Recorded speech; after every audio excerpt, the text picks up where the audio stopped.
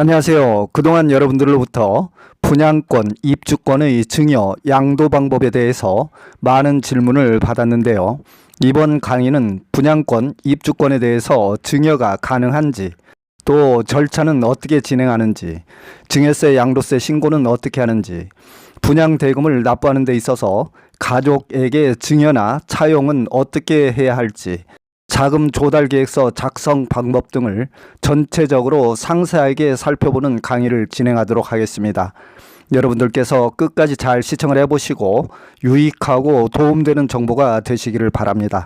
분양권이나 입주권은 각 지역에 따라서 전매 제한 기간이 있게 되는데요. 분양권의 가족 간 증여나 양도 가능 여부를 먼저 살펴보겠습니다. 전매 제한 지역이라도 부부 간의 일부 증여는 가능하고 전부 증여는 불가능하겠습니다. 전매 제한 기간 동안 자녀에게 증여나 매매는 전혀 불가능한 것이고요. 다만 부부가 이혼을 하는 경우에는 입주자로 선정된 지위 또는 주택을 그 배우자에게 이전이 가능하겠습니다. 참고로 예외적으로 전매 제한 규정이 없는 분양권은 가족 간의 증여나 매매가 얼마든지 가능하겠습니다. 다음은 분양권의 전매 제한 예외 규정을 좀 살펴보도록 하겠습니다.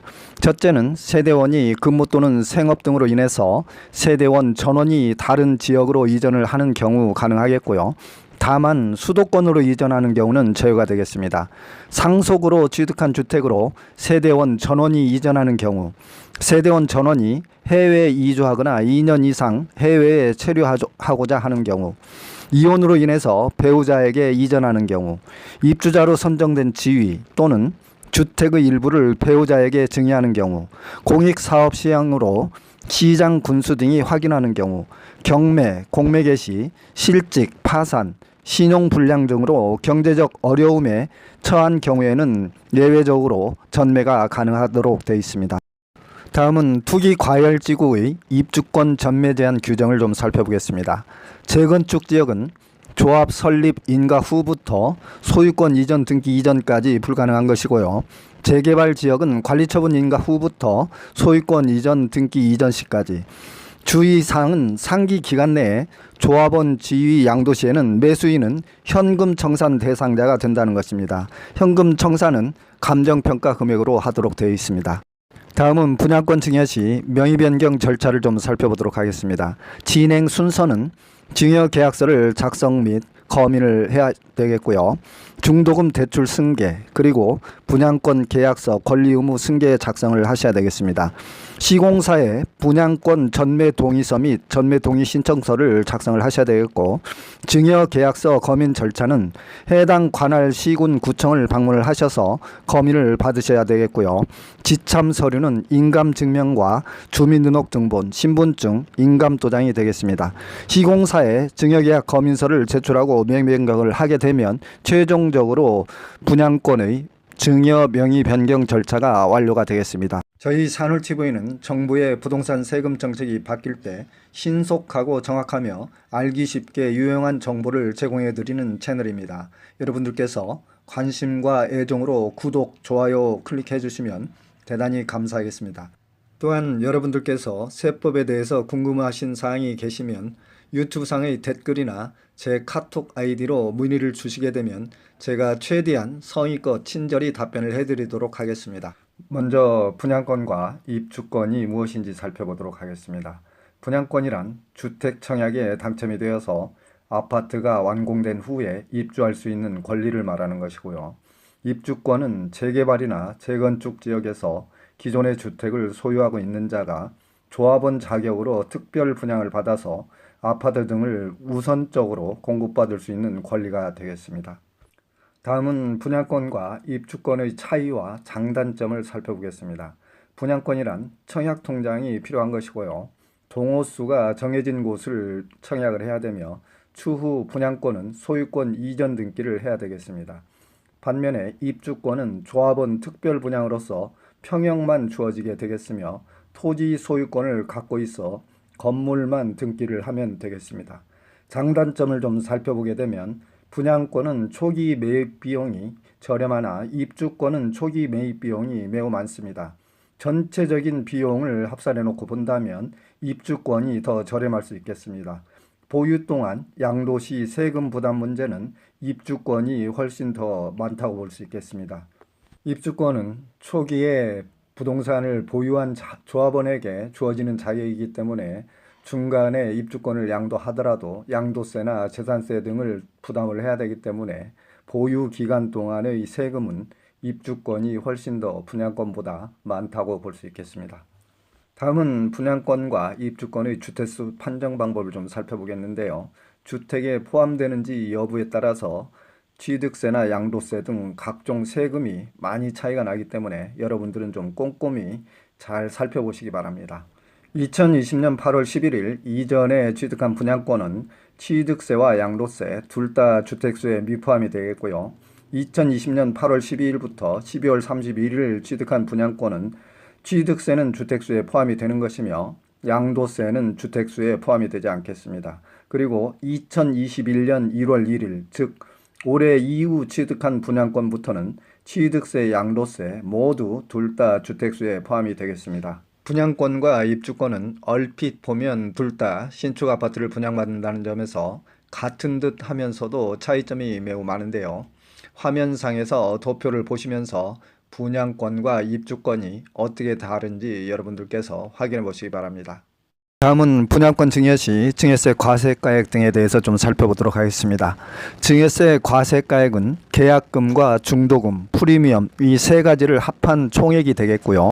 중도금 대출을 받은 분양권 같은 경우는 중도금을 대출받아서 납부하고 있는 분양권은 단순한 증여가 아니고 부담부 증여로 보기 때문에 증여세와 양도세가 동시에 과세될 수 있겠습니다.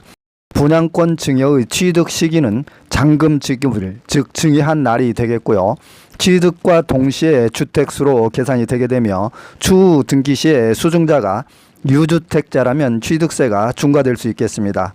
중과되는 시점은 2020년 8월 12일 이후에 분양권을 취득한 경우에 취득세가 주택수에 포함이 되겠습니다. 다음은 분양권 증여 시 과세가액 시가 적용 방법에 대해서 좀 살펴보도록 하겠습니다. 상속세든 증여세든 양도세든 시가 적용이 대원칙인데요. 증여일 전 6개월부터 평가 기준일 후 3개월 이내의 기간 중에 매매, 감정, 수용, 경매, 공매가 있는 경우에는 그 확인되는 가액이 되겠습니다. 아래 항목의 사례 중에서 가장 빠른 날을 기준으로 적용을 하겠습니다. 첫째는 매매 사실이 있는 경우, 둘째는 감정기관이 평가한 감정가액이 있는 경우, 셋째는 수용, 경매, 공매된 사실이 있는 경우로서 유사 매매 사례가액의 확인은 국토교통부의 실거래가 홈페이지를 살펴보시면 유사 매매 사례가액을 확인하실 수 있겠습니다. 따라서 추가적으로 좀 부연 설명을 드리자면 분양권의 증여세 과세가액 평가 기준은 최초의 아파트 분양가격이 아니고 계약금과 중도금, 납입한 금액 플러스 프리미엄 가격, 즉 프리미엄은 시가에 의해서 평가한다는 것을 여러분들께서 잘 유의하시면 되겠습니다.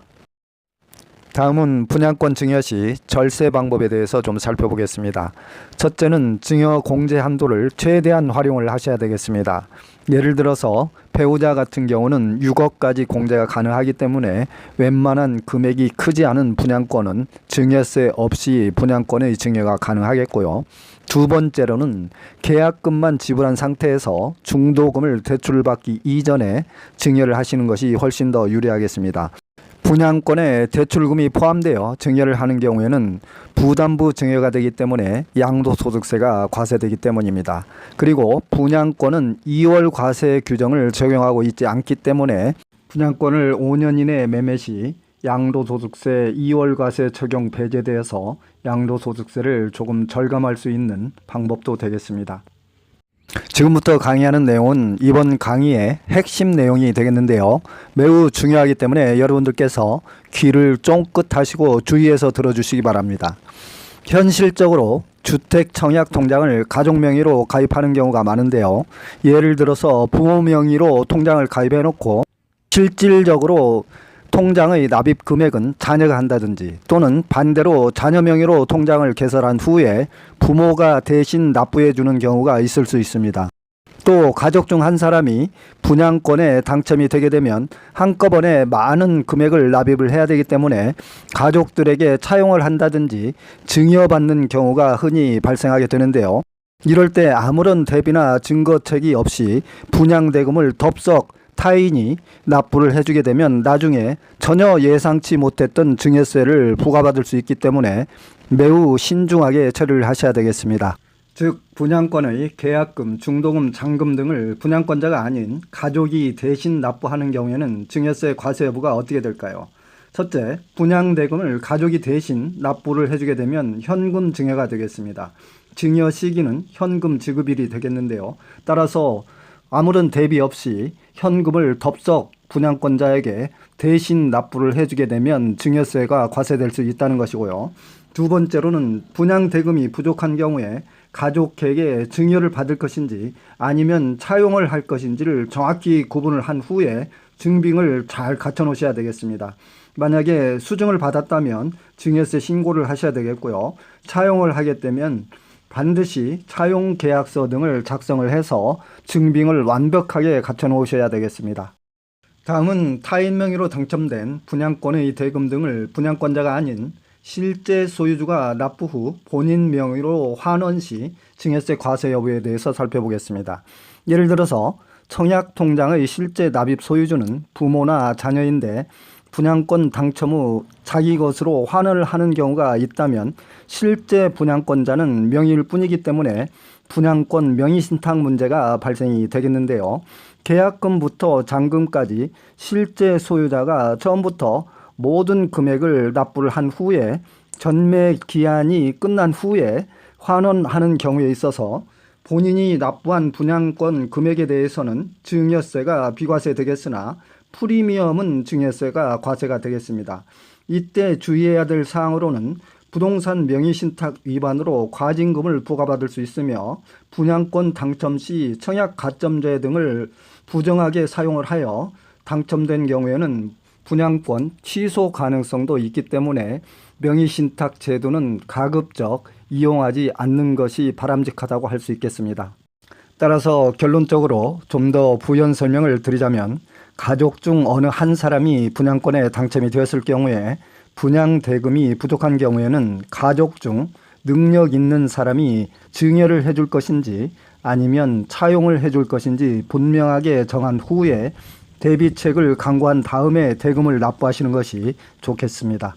다음은 아파트 분양권에 당첨이 된 경우에 자금 조달 계획서 작성 방법에 대해서 좀 살펴보도록 하겠습니다. 현재는 투기과열지구의 모든 거래는 증빙자료를 제출해야 되겠고요. 자금 조달 계획서를 제출할 필요가 없는 제외 대상은 토지나 상가, 비업무용 부동산은 자금 조달 계획서와 상관이 없겠습니다. 다음은 여러분들께서 제출한 자금 조달 계획서가 정부인 국세청에서는 어떻게 과세 활용을 하고 있는지 살펴보도록 하겠습니다. 첫째는 자금 출처 확인 등을 통해서 증여세 등 탈루 여부 조사를 하겠고요. 전입 신고 등과 대조를 해서 위장 전입자를 가려내고 실거주 여부를 확인하게 되겠습니다.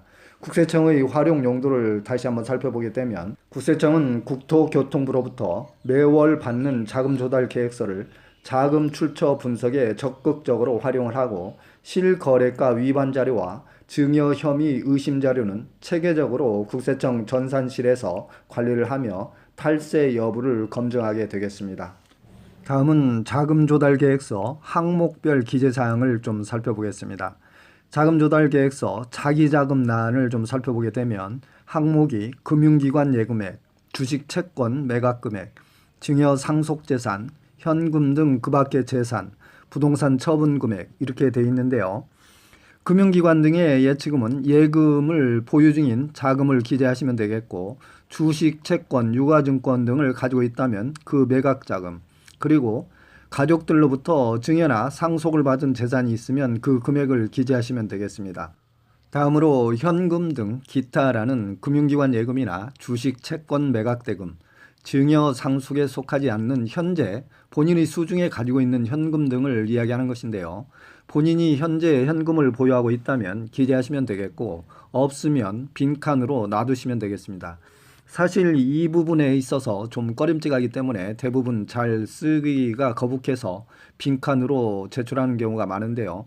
결국 가지고 있는 수중의 현금은 나중에 또다시 출처를 밝혀줘야 하기 때문에 차라리 수중에 현금을 좀 가지고 계시다면 은행에 예치를 해서 은행 예금으로 기재를 하시는 것이 더 낫겠습니다. 그리고 마지막으로 부동산 처분 대금 등은 현재 시점에서 종전에 살던 집이나 다른 부동산 또는 임차 보증금 등을 회수를 했다면 부동산과 관련된 금액을 사실대로 작성을 하시면 되겠습니다.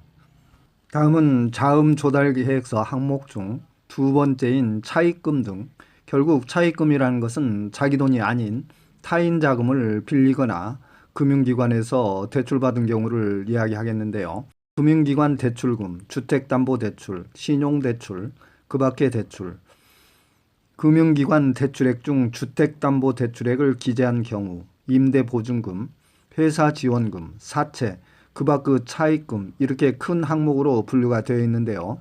다음은 자금조달계획서 항목별 기재사항 차입금란에 대해서 여러분들께서 지금 화면상에 보고 계시는데요. 화면의 표를 보시게 되면 금융기관 대출액, 임대보증금, 회사지원금, 사채, 그 밖의 차입금 등은 각 항목에 맞게 기재를 하시면 되겠고요. 이 중에서 여러분들께서 조금 주의를 하실 것은 맨 상단의 주택담보대출은 근본 회차의 취득주택의 주택담보대출을 실행한 자금을 기재하는 것이고, 밑에 나와 있는 금융기관 대출액 중 주택담보대출액을 기재한 경우 이 칸에는 금회차 취득하는 주택을 제외하고 그 외의 주택 보유 여부에 체크를 하시면 되겠습니다.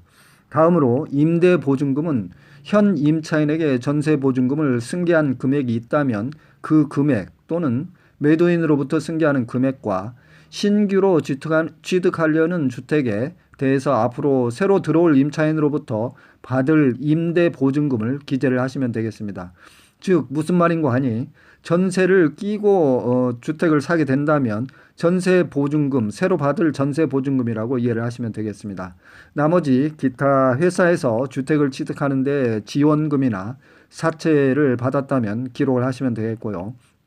그 다음에 맨 밑에 그 밖의 차입금이라는 것은 상기 차입금 외에 또 다른 차입금을 가족이나 친지 또는 제3자 등으로 빌렸다면 그 차입금 등을 기재하시면 되겠습니다. 다음은 자금조달 계약서상의 자금 지급 방식과 입주 계획을 좀 살펴보겠습니다. 자금 지급 방식은 계좌 이체로 할 것인지 아니면 매도인의 기존 대출금이나 전세 보증금을 승계하는 경우에는 보증금, 대출금, 승계란에 기재를 하시면 되겠고요. 계좌 이체나 보증금 승계 방법이 아니라면 나머지는 현금으로 돈을 지급을 해야 되기 때문에 현금 등 기타 지급란에 기재를 하시면 되겠습니다. 다음으로 입주 계획을 좀 살펴보게 되면 본인이 직접 입주를 할 것인지, 본인의 가족이 입주할 거라면 입주하는 가족, 그리고 그 집에 본인이 입주하지 않고 임대할 계획인 경우에는 임대란에 작성을 하시면 되겠고요. 그리고 기타 재건축, 재개발 등 사업 추진 주택이라면 시행사 등이 주택을 매입할 예정이라고 기재를 하시면 되겠습니다. 지금까지 자금 조달 계획서 세부 내용을 좀 살펴봤는데요.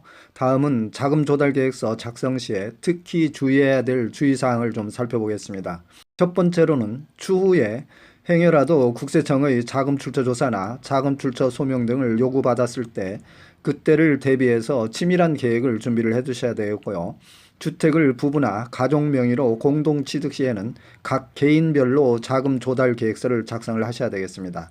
그리고 기존 주택의 매도 자금이나 임대 보증금에 대해서 자금을 기록할 때는 시가와 크게 차이가 나지 않도록 해야 되겠습니다. 만약에 주택 매도 자금이나 전세 보증금 등이 시가와 지나치게 큰 차이가 나게 된다면 국세청으로부터 자금 조달 계획서가 허위나 또는 증여세 탈루 혐의로 작성되었을 가능성이 있다는 의심을 받을 수 있겠습니다.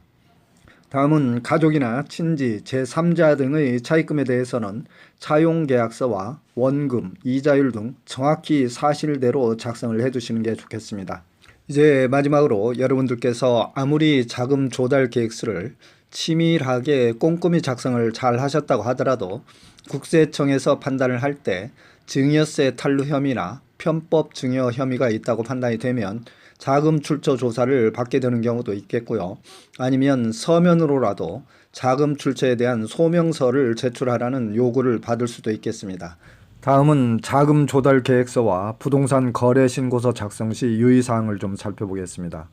자금 조달 계획서 작성 방법은 취득 부동산의 자금 조달 내역을 비교적 상세하게 작성을 하고 탈세 혐의 의심을 받지 않도록 관련 증빙을 최대한 첨부를 많이 하시고요. 부동산 거래 신고서 작성 방법은 부동산 거래가액이나 거래 일자, 거래 조건 등을 비교적 사실과 가깝게 작성을 해서 의심받지 않도록 해야 되겠습니다. 특히 주의해야 될 사항으로는 일정 기간 동안에 가족 명의로 한꺼번에 대규모 부동산이나 고가 부동산 거래를 자제해야 되겠습니다. 다음은 분양권과 입주권의 양도세 문제를 좀 살펴보겠는데요.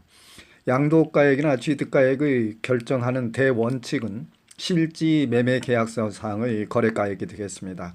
실지 거래가액을 확인하기가 어려운 경우에는 분양권과 입주권은 부동산을 취득할 수 있는 권리에 해당되기 때문에 보충적 평가 방법에 의해서 평가를 하도록 되겠습니다.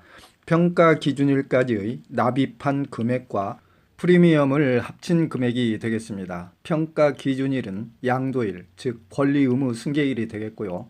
여러분들이 참고로 알아두셔야 될 사항은 조합원 입주권은 관리처분 계획 승인일이 지나면서 입주권의 권리 상태로 변환된다는 것을 알아두시면 좋겠습니다. 분양권과 입주권의 양도소득 세율표는 화면상의 표를 참고해 보시고요. 우선 먼저 분양권의 양도소득세 문제를 살펴보도록 하겠습니다. 분양권에 대한 양도세율표는 앞전에 나온 화면상의 표를 참고해 보시기 바라고요. 최초 취득일은 분양권을 계약하는 날이 되겠고 전매하는 경우에는 잔금 청산일이 분양권 취득일이 되겠습니다.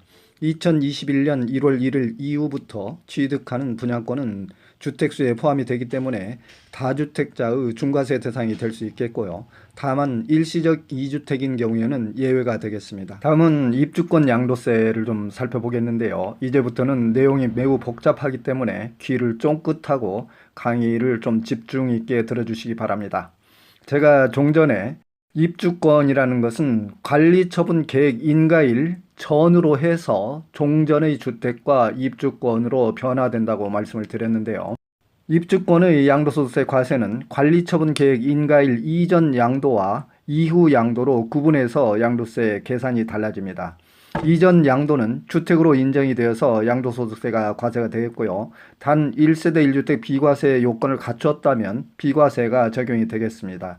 이때는 주택의 실체가 있기 때문에 양도하는 경우 양도소득세 장기보유 특별공제에도 적용이 되겠고요. 관리처분계획 인가일 이후에 양도하는 경우에는 관리처분계획 인가일 기준으로 해당 주택이 권리 상태로 입주권 상태로 바뀌기 때문에 인가일 전후로 나누어서 양도소득세를 2번 계산을 해야 되겠는데요.